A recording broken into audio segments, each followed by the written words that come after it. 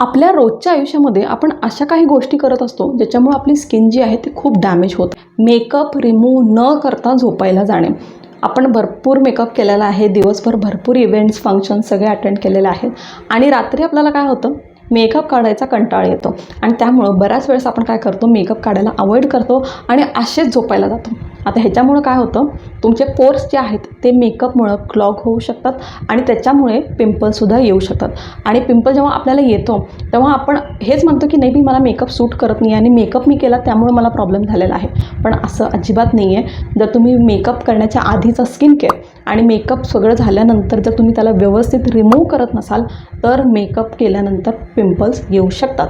त्यामुळे जर तुम्ही जेव्हा पण मेकअप करत असाल तेव्हा मेक शुअर करा की रात्री झोपण्याच्या आधी संपूर्णपणे मेकअप काढून टाकायचा आहे आणि स्किन केअर करा आणि मग झोपा. त्याच्यानं मग तुम्हाला काही प्रॉब्लेम होणार नाही आहेत. पण जर मेकअप ठेवून जर तुम्ही झोपला तर 101% पिंपल येणार आहेत.